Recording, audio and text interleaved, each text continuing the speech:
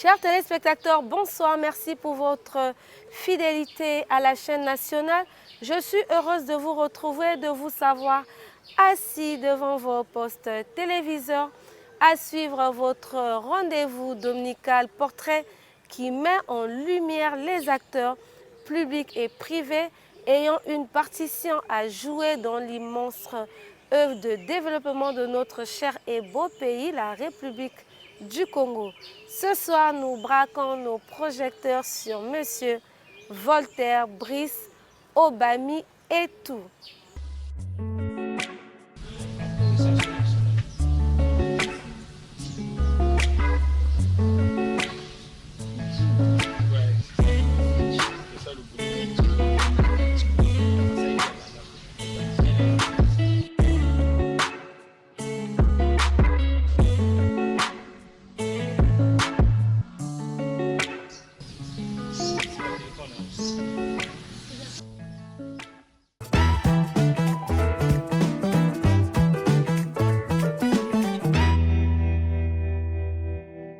Monsieur Brice Voltaire Obami Itou, bonjour.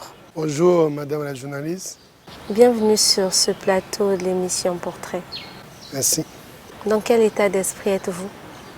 Je me sens à l'aise parce que pour moi c'est un plaisir. Monsieur Voltaire Brice Obami Itou sur le plateau de l'émission Portrait, un nom et un visage bien connus du commun des mortels. Mais qui est-il et que fait-il réellement dans sa vie de tous les jours? Pour le savoir, je vous invite à suivre son portrait dressé par notre chroniqueur Ange Clotaire et c'est tout de suite.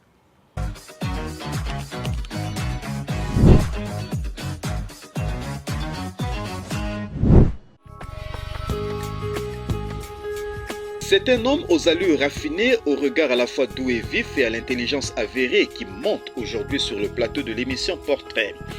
Lui, c'est Brice Voltaire Itou Obami. Du haut de ses 52 ans, l'invité d'Anaïs Issabou est associé administrateur général du cabinet d'audit et de conseil en gestion Exco Cacoges. Dans l'exercice de ses fonctions, il se sent comme un poisson dans l'eau au regard de son profil universitaire et de son expérience professionnelle.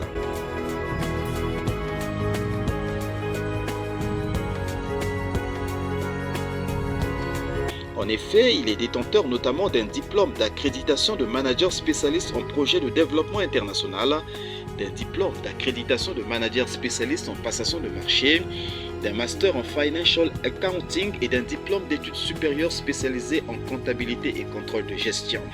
Avant d'occuper ses fonctions actuelles au cabinet Exco Cacoges, Brice Voltaire Itou Obami a œuvré au cabinet Ernest & Young, respectivement en qualité d'assistant, d'auditeur senior et de directeur de mission senior de 1999 à 2010. Secrétaire général de l'Ordre national des experts comptables du Congo depuis 2019, Brice Voltaire Itou Obami est depuis la même année enseignant permanent à l'Institut supérieur de gestion.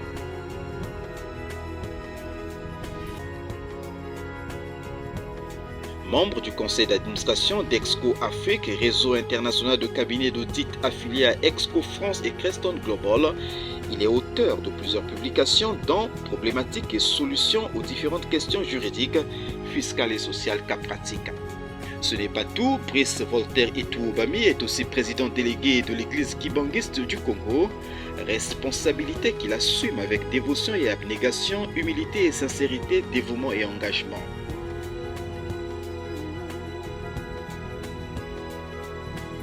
Sous son leadership, l'église kibangiste du Congo, tout en s'adonnant à ses missions spirituelles, promeut les activités agricoles génératrices de revenus. Le cas de celle qui se développe à Kunzulu dans la sous-préfecture de Ngabé, un modèle vanté et salué à juste titre par le président de la République Denis Sassou Nguesso lors d'une de ses visites à Kunzulu, le président de la République pour qui un peuple qui ne consomme pas ce qu'il produit n'est pas un peuple libre.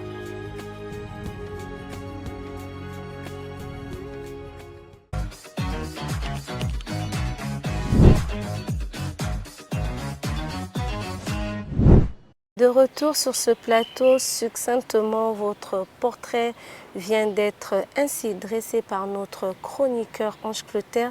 Quel commentaire cela vous inspire? Je pense que le commentaire a été très bien fait et on essaie de résumer l'essentiel de ce que nous faisons depuis que nous nous sommes lancés dans la carrière professionnelle et en commençant par Ernst & Young et ce que nous sommes devenus aujourd'hui au sein de ESCO CACOGES, membre des réseaux Creston Global et ESCO France. Vous souscrivez donc à ce que vient de dire notre chroniqueur. Monsieur Brice Voltaire Obami et tout, avec vous, nous allons échanger sur les aspects liés à votre vie active. Vous êtes actuellement associé administrateur général au cabinet d'audit et de conseil en gestion ESCO CACOGES.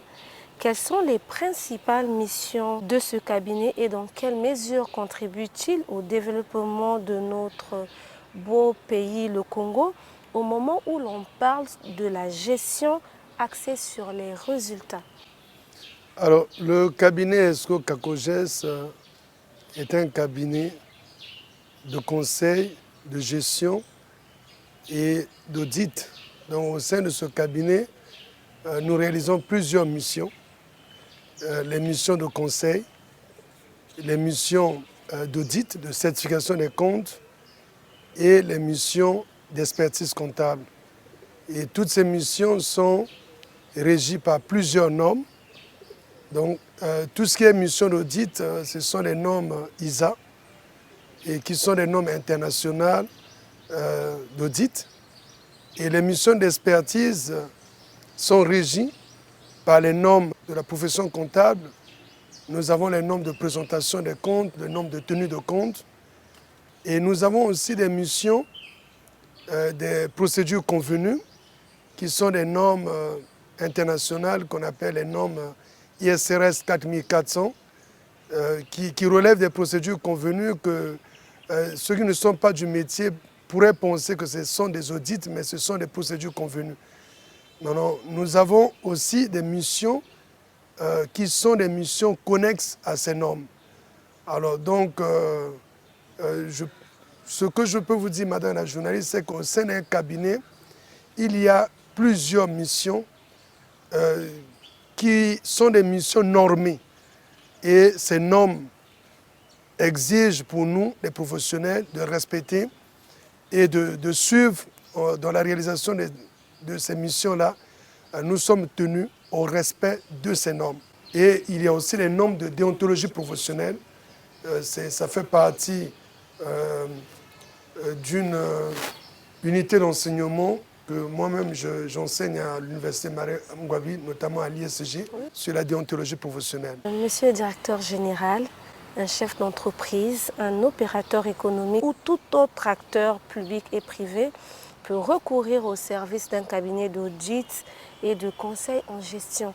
Mais à quel moment précisément faut-il attendre l'instant où le navire commence à chavirer?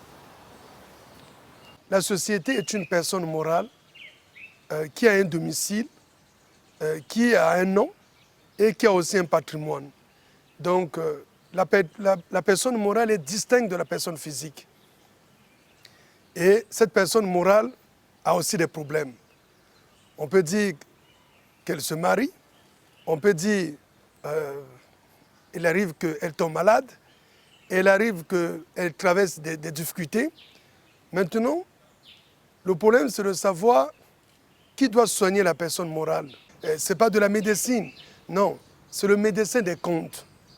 En fait, ce sont des professionnels comptables, les auditeurs qui sont là pour vous accompagner. Et ça, c'est depuis la création. Dans la création d'une société, on ne crée pas une société par... on se réveille un matin comme ça, on décide de la créer. Non, il faut un business plan, il faut une étude de faisabilité. Mais pour faire le business moderne, il faut être entouré des professionnels du métier et qui vont vous orienter pour réaliser un business plan qui tient compte de ce que votre société va devenir.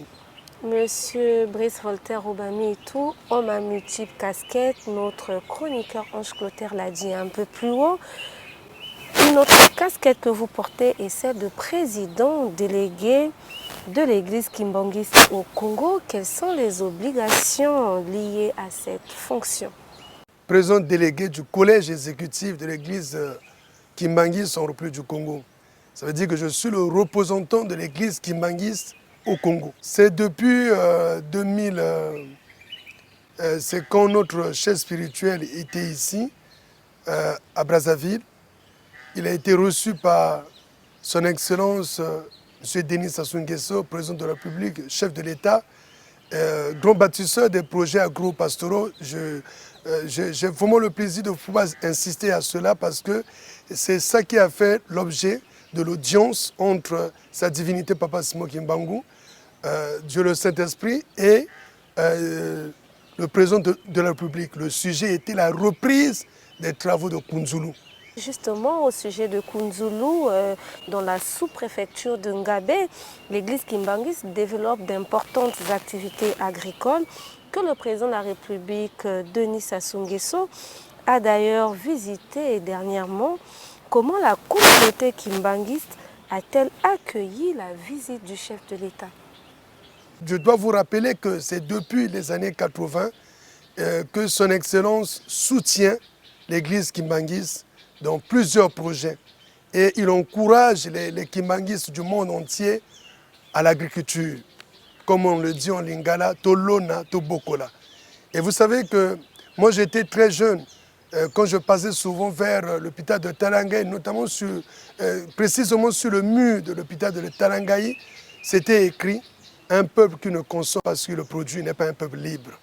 Ça veut dire que c'est depuis ces années que le président Denis Sassou Nguesso a, comme visionnaire, il nous a orientés tous les Congolais à la terre. Parce que la terre est une richesse éternelle. Et voilà que cette vision qui coïncide avec les prophéties de Simon Kimbangu et qui sont, en fait, Simon Kimbangu, depuis 1921, il parle de l'indépendance. Il parle de l'originalité de l'homme noir.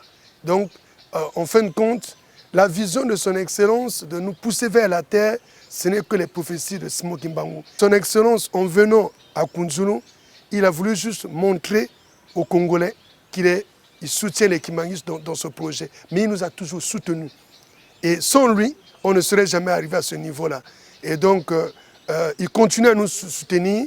En ce moment, il y a des travaux de la route entre Imbamba jusqu'à Kunzulu, donc le 100 km au Ziba jusqu'à Kunzulu, et les travaux sont en cours, sont réalisés par Asper Braz, et nous saluons et nous continuons à remercier son Excellence, et les Kimbangistes sont tous unis derrière pour soutenir le président de la République dans l'axe de développement de l'agriculture. Et je vous rassure, ce projet-là, nous sommes déterminés à pouvoir aller même jusqu'à 20 000 hectares.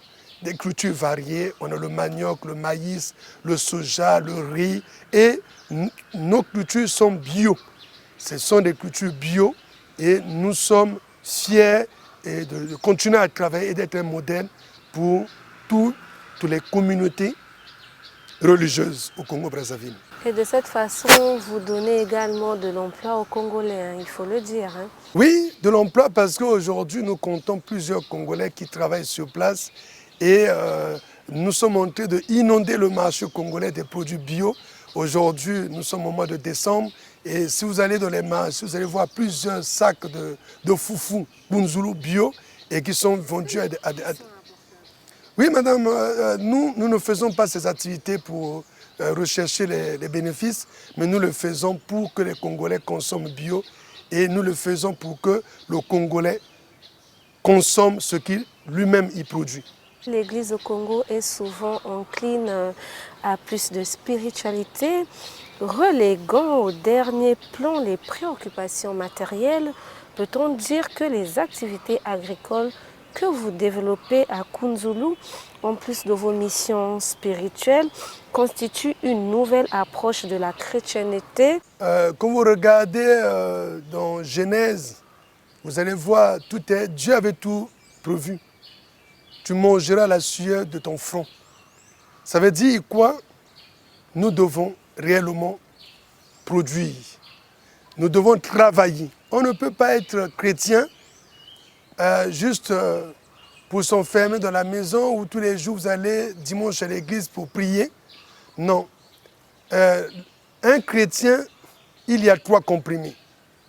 L'amour du prochain, le respect des commandements et le travail. Le travail, c'est ce que vous faites, c'est le travail. Vous êtes journaliste. Donc, il faut travailler. Mais quand vous ne travaillez pas, vous êtes dangereux pour la société. Et on ne peut pas être chrétien, mais vous ne travaillez pas, vous fermez les bras et vous serez dangereux parce que l'oisiveté, c'est la mère de tous les vices. Alors donc, le travail pour un chrétien, puisque Dieu lui-même, il a dit, il nous a montré qu'il faut travailler. Et il avait dit, tu vas travailler 6 jours et vous vous reposez le 7e jour. Donc, c'est depuis la création du monde et c'est comme ça que Dieu, un homme de Dieu qui ne travaille pas, ce n'est pas un homme de Dieu. Comme toute autre activité humaine, à Kunzulu, la communauté Kimbangis du Congo est en proie à certaines difficultés. Elles sont de quelle nature et comment comptez-vous les surmonter? Vous savez que dans toute activité, il y a des difficultés, des obstacles. Et que c'est chaque fois qu'on avance que nous rencontrons ces obstacles et que nous devons faire face, puisque Francis Bacon disait « ceux qui vivent, ce sont ceux qui luttent ». Et donc la lutte, c'est tous les jours. Et je vous ai dit que nous avons le soutien indéfectible de son Excellence, M. Denis Sassou Nguesso, qui est lui-même un grand bâtisseur des projets agro-pastoraux et il maîtrise bien ce travail de la terre. Il sait très bien les difficultés que quand on se lance dans ce genre de projet, que nous pouvons rencontrer tous les jours. Mais les Kimbangis du monde entier qui sont derrière ce projet font face à ces difficultés et son Excellence, M. Denis Sassou Nguesso, continue à nous soutenir pour faire face à ces difficultés. Nous avons certes les richesses comme le pétrole, le bois, mais la terre, c'est pour nous une richesse éternelle et nous avons une très bonne terre. Nous avons une terre très fertile. Si vous allez à Kunzulu, vous allez voir le manioc qu'on retrouve là-bas. C'est des cultures très bio et c'est une terre qu'on vous mettez. Vous n'attendez pas, on n'a pas d'échec là-bas. Vous le dites avec beaucoup de passion. Oui, de passion parce que vous savez, c'est aussi spirituel. Hein, ce que nous faisons, ne voyez pas Kunzulu comme ça, mais c'est une terre très spirituelle. Il y a des choses que je ne peux pas vous dire aujourd'hui, mais qui relèvent de la dimension spirituelle. Je m'en doutais bien puisque vous mettez la spiritualité avant toute autre chose. En votre qualité de président délégué de l'église Kimbangiste au Congo, comment se porte la communauté Kimbangis et comment entrevoyez-vous son avenir? Alors, l'église Kimbangis au Congo-Brazzaville, nous sommes autour de 1 million de Kimbangistes. Il faut savoir que nous sommes à Brazzaville, on est un peu partout, à Pointe-Noire, à Dolizing, Kayi, Betou, Infondo, on est partout. Et les Kimbangistes du Congo-Brazzaville, je peux vous dire, nous sommes bien. Et la communauté, les Kimbangistes, ce sont des chrétiens qui respectent les 10 commandements et nous avons les 12 procès de l'Église et je peux vous citer, nous disons souvent Tosa pe banga l'État. Ça veut dire que les Kimbangistes respectent l'autorité étatique établie et les Kimbangistes suivent les instructions de l'autorité étatique. Vous faites là l'apologie, de votre église, ce que je comprends totalement. Monsieur le directeur général, que ce soit au niveau de votre cabinet d'audit et de conseil en gestion ou au niveau de l'église Kimbangiste, quels sont les bons et mauvais souvenirs que vous gardez et qui vous servent de balise pour mieux affronter l'avenir avec son lot d'incertitudes? Alors, je vais commencer par l'église. J'ai juste des bons souvenirs. Et vraiment, ce qui me reste et ce que je garde et qui restera éternellement, je n'oublierai jamais, c'est la visite de Son Excellence M. Denis Sassou Nguesso à Kunzulu. Malgré que le temps, c'était très difficile, mais voilà, quand le président, son hélico venait juste d'atterrir, ça a commencé. Et j'ai eu même le protocole qui a voulu retenir le président, mais le président a dit non, on va continuer. Bien qu'il y avait le vent, mais il était là avec nous. Et à la fin, il m'a dit, mon fils, nous avons réellement réussi. Et Dieu était avec nous. Donc ça reste pour moi un souvenir, parce que la détermination du président de la République, et la façon de croire à ce projet, malgré ça, en fait, ça symbolise quelque chose, le vent, la tempête. Jésus nous a montré ça dans la Bible. Il était avec les apôtres, il y a eu une tempête, les apôtres ont eu peur. Mais il a dit calmez-vous. Et c'est ce qui s'est passé ce jour-là. Nous, on a eu peur, mais le président a été déterminé et à la fin, c'était une réussite. Le président de la République, Denis Sassou Nguesso, l'a dit, quelle que soit la force de la tempête, elle ne pourra pas tordre les rayons de soleil. Ça, c'est une pensée philosophique et très pointue et une pensée d'un sage. Monsieur le directeur général, vous êtes aussi écrivain. Que peut-on retenir à votre actif dans le domaine de l'écriture et quel public ciblez-vous dans vos différentes productions? Alors, madame, il y a un sage qui dit « Les paroles s'envolent, les écrits restent ». Et nous pensons aussi en tant que Congolais et ayons l'amour de la patrie. Qu'est-ce que nous pouvons laisser à nos jeunes? Nous voyons aujourd'hui dans les universités, dans les lycées, la plupart des jeunes reçoivent des formations pour devenir des cadres de demain. Mais après leur baccalauréat, ils vont beaucoup plus en Afrique de l'Ouest, en France et ailleurs. Alors, nous avons eu cette chance d'avoir été formés et nous avons été encadrés par des Congolais aussi. Ce que nous sommes devenus, il y a eu plusieurs grands frères comme Nicéphore Fila de Sainte-Eude, Ludovic Ngatié, qui sont aujourd'hui ministres au sein du gouvernement. Et ils nous ont encadrés. Maintenant, nous nous sommes dit, qu'est-ce qu'on peut laisser aussi à nos petits frères? C'est vrai que j'enseigne à l'université. Je suis enseignant de plusieurs matières, mais qu'est-ce que je peux laisser à ces jeunes si je n'écris pas? C'est pour ça que j'ai pensé, depuis les années 2017-2018, à écrire, sortir certains ouvrages aux éditions La Harmattan, notamment sur les fondamentaux de la consolidation. Et j'ai écrit aussi la comptabilisation des coûts pétroliers dans une société non opératrice, parce que nous avons des coûts pétroliers ici et nous avons une société nationale des pétroles du Congo. Il fallait former ces jeunes et laisser ce livre aujourd'hui. Il y a beaucoup de gens qui m'appellent et que ce livre-là les aide à pouvoir comprendre la comptabilité des coûts pétroliers. Alors ça, ce n'est qu'une fierté parce que dans les formations que nous faisons, que nous on a le temps d'animer, on arrive quand même à faire ce transfert de savoir progressif vers ces générations et qui seront pour nous aussi des cadres de demain. Alors, nous avons aussi écrit parce que les gens ont souvent des problématiques fiscales, juridiques, sociales. Alors, il fallait quand même faire un recueil des différentes difficultés que les gérants, les dirigeants des sociétés rencontrent dans leur vie de gestion sur les problèmes juridiques, les problèmes fiscaux et sociaux. Nous avons essayé de répondre modestement à ces problèmes. Et il y a aussi le livret de l'employeur que nous avons mis sur le marché et qui aide les employeurs dans les obligations sociales qui incombent aux employeurs et aussi les obligations qui incombent aux employés. Donc le livret là existe. Nous avons conçu aussi le livre de procédure fiscale. vous avez écrit plusieurs ouvrages.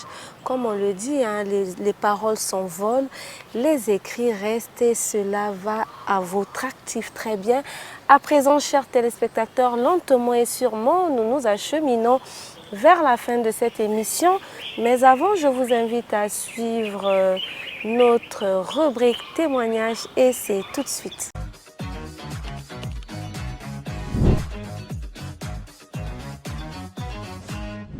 J'ai connu M. Brice Voltaire Obami et tout dans le cadre professionnel. Et en dehors du cadre professionnel, nous avons un environnement familial commun au fil du temps que nous avons fini par découvrir au cours des événements qui nous réunissent. Et c'est comme ça que nous nous sommes rencontrés. Et depuis lors, il m'a pris comme une petite sœur et s'est toujours comporté comme un grand frère vis-à-vis de ma personne. Alors, s'il faudrait qu'il change un trait de caractère, c'est vrai qu'il y en a plusieurs parce que nul n'est parfait, mais je ne devrais choisir qu'un seul, c'est un acharné du travail. C'est vrai que c'est il est une personne rigoureuse, disciplinée, déterminée, mais c'est un acharné du travail qui n'a presque pas le temps de repos et je me demande même si il a des loisirs, c'est-à-dire que lorsqu'on décrit son CV, on a des loisirs, mais je me demande s'il vit réellement ses loisirs ou il les exprime juste.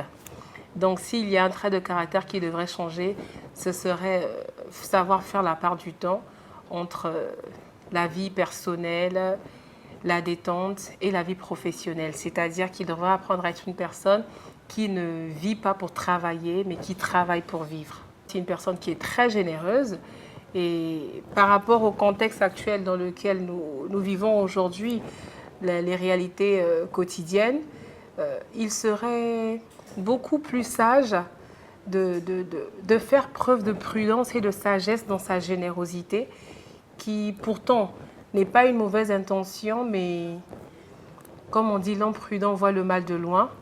Et ça, c'est le conseil que je devrais lui donner. Autant il est rigoureux dans son travail, dans ses engagements, discipliné, persévérant, généreux. Il est toujours important de faire cet équilibre en fait de ce qu'il exprime, de sa personnalité. Ça, c'est le conseil que je devrais lui donner.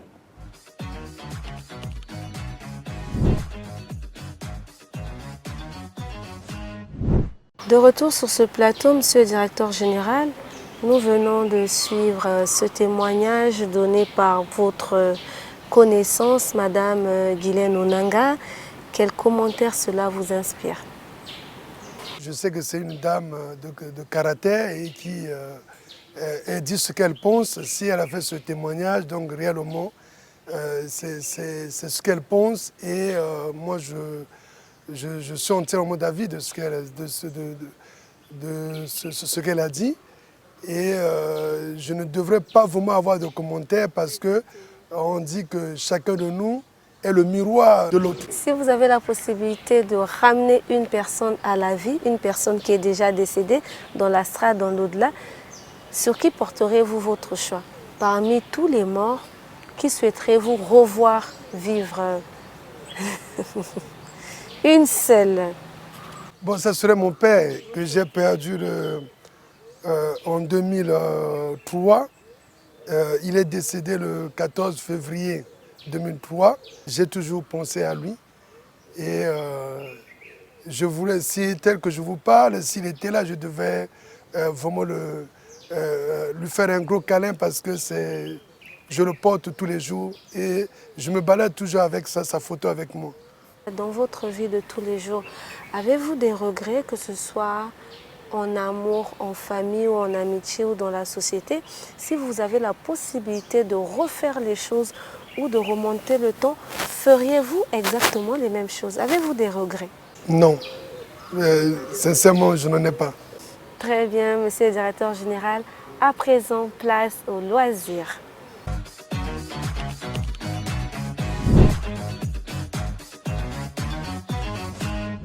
Monsieur le Directeur Général, comme tout autre humain, vous avez des préférences. Quelles sont vos distractions? Ma distraction, c'est beaucoup plus la lecture. je ne passe pas... Si je passe une journée sans lire, je trouverais qu'il me manque quelque chose. La lecture, c'est bien, monsieur le directeur général, mais je pense que je vais abonder dans le sens du commentaire de votre amie, Madame Onanga, qui vous demande de prendre un peu plus de temps pour vous. Les goûts et les couleurs ne font objet d'aucun débat en matière de gastronomie. Quelles sont vos préférences? Pour dire simple, quel est votre plat préféré, sinon vos goûts culinaires? Vous savez que nous, on a grandi au village. J'aime manger ce que nous, on appelle, faut dire, le pondou, quoi, hein, naturel, sans sel. Oui, voilà, et avec un poisson fumé bio et qu'on a juste mis sur le feu et avec le pondou. Et vraiment, ça, c'est agréable. Vous mangez avec quel accompagnement déjà? Si on me donne ça avec le manioc du village, ça me fera beaucoup plus. Et c'est ce que nous, on prenait au village. Qui est votre musicien préféré? Musicien préféré? Bon, moi, c'est la musique religieuse, puisque je suis moi-même, je joue à la fanfare. Ok, très bien. À présent, monsieur le directeur général, en matière de télévision, l'heure c'est l'heure et le temps qui nous est imparti touche à sa fin. Et vous avez peut-être un sujet que nous n'avons pas abordé, auquel vous souhaiterez évoquer, et ça sera votre mot de fin d'interview. Un peu de mots, s'il vous plaît. Alors, merci madame la journaliste. Je voulais juste inviter les Congolais à consommer Kunzulu. Et consommer Kunzulu, et cela va permettre à notre pays de pouvoir se développer. Et ça va pousser aussi tout ce que nous faisons à Kunzulu, on a besoin que ça soit consommé. Et ça permettra à nous tous de suivre la vision de son Excellence, M. Denis Sassou Nguesso, de consommer congolais. Alors, nous devons, chaque fois que vous avez besoin des produits de Kunzulu, il faut juste aller au centre d'accueil Kimbangis, qui se trouve au plateau de 15 ans, notamment au rond-point Majoka, au plateau. Et je voulais aussi rappeler à tous les dirigeants de société de comprendre qu'au Congo, il y a un ordre des experts comptables. Ils doivent travailler avec les cabinets qui sont inscrits à l'ordre ou avec les experts comptables inscrits à l'ordre. Ne laissez pas vos comptabilités être manipulées par n'importe qui, parce que les comptabilités qui sont attestées, certifiées par des comptables non inscrits à l'ordre, et il s'agit réellement que du faux, et c'est nul, le nul est fait. Il faut travailler avec les comptables qui ont un numéro d'inscription à l'ordre des experts comptables au Congo. Je profite pour vous offrir ce magazine. Vous l'avez sans aucun doute remarqué que cette émission a également la version numérique. Et depuis le 28 novembre 2024, Portrait a désormais son 4e numéro qui est disponible à la demande. Dans ce magazine, vous trouverez essentiellement les activités du chef de l'État, quelques portraits de différentes personnalités et aussi plusieurs textes. Donc voilà, l'émission Portrait vous offre ce jour ce numéro. Et encore merci d'avoir répondu présent à notre invitation. Merci. Je vous remercie. Merci.